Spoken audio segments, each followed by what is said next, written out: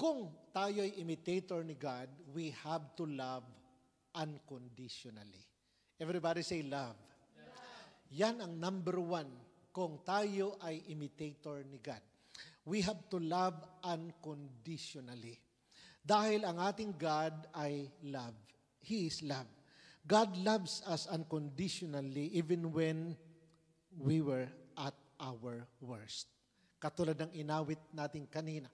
During our darkest moment si God ay andon. Mahal pa rin niya tayo. Kahit andon tayo sa pinakamadilim na bahagi ng ating journey, ang love ni God hindi nag-fade. And He pursued us, loving us back into a right relationship with Him. Tayo ay hinabol niya ng hinabol. May ginamit lang siya na kulitin tayo, pero si Lord talaga ang humahabol sa atin.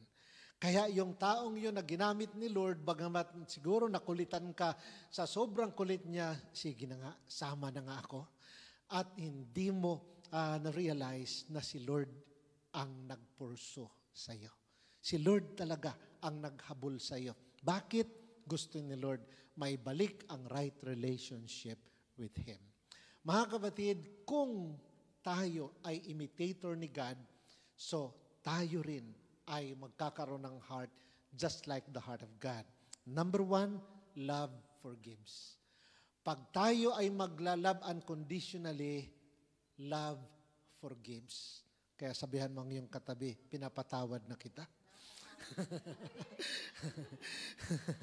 Kaya kung hindi pa nasasabi no ngayon, at least nasabi na. Love forgives. Dahil yun si God. Mga kapatid, si God, tayo ay ang daming kapalpakang ginawa, pero finorgive pa rin ng finorgive. Kaya kung imitator tayo ni God, magpatawad ka na rin. Kaya kung meron pang someone na hindi na forgive, bago tayo maghiwa-hiwalay sa lugar na to, i-release mo na kay Lord. Lord, I forgive that person. Kasi imitator ni God. Kaya wag mo nang i-keep sa heart dahil katulad ka ni God. Marunong mag-forgive.